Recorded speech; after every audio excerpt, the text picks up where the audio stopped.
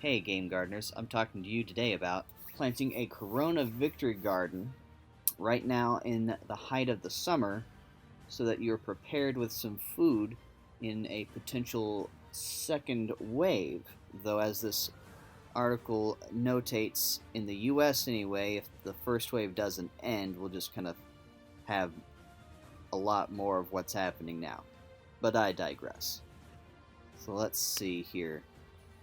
Looking at this article here, is a second wave coming?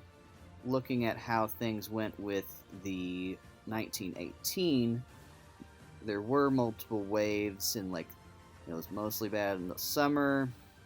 Of course, to have waves, you have to get it under control to begin with. The second wave was the deadliest, and I'm mainly mentioning this because,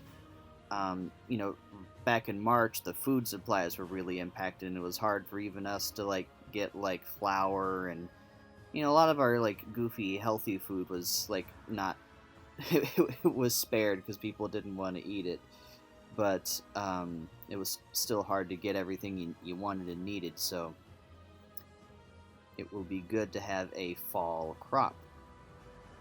And I've got this pulled up here from the University of Tennessee's agriculture extension site, and I'll have this link in the description of the video.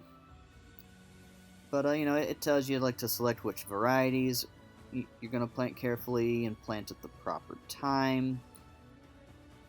I'm going to cover some of these, but yeah. So the chart here tells you about when you should be planting it. So you still got some time, as you can see.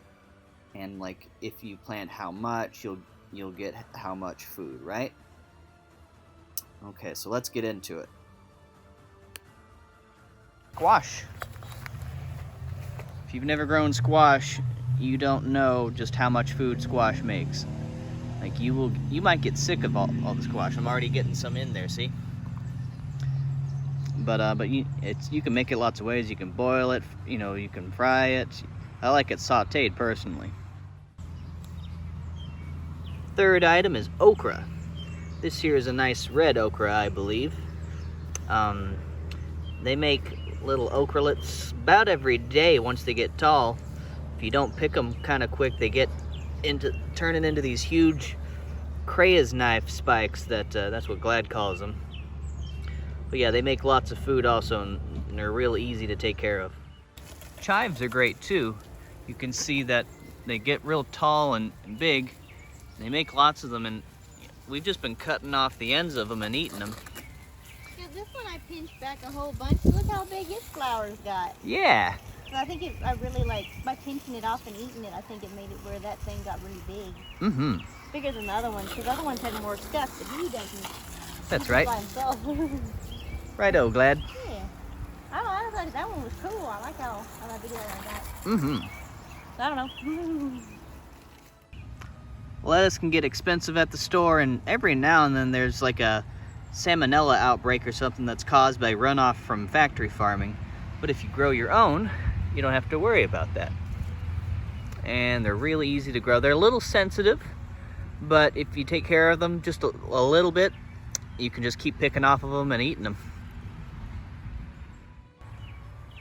Potatoes are pretty easy too. We've got them in this bucket here, and every so often as they get tall and everything, then we cover it back up and they make more potatoes.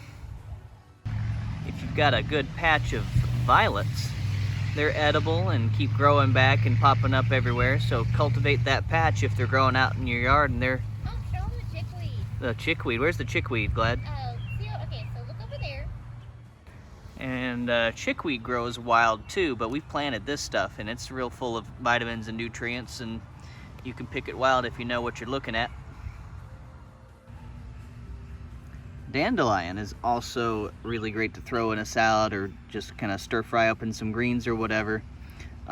It's thought of as a weed, but it's like a superfood that's imported other places. You can get it in little pills at the health food store and everything, so take advantage of that if it's growing up in a place where that there hasn't been car oil or like chemicals or something, you know?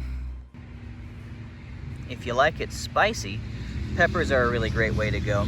They make oodles and oodles and oodles of peppers, and you can make hot sauce, put them in stir fry and everything. As long as you just kind of water them some, you really can't go wrong here, and they just make a lot of food.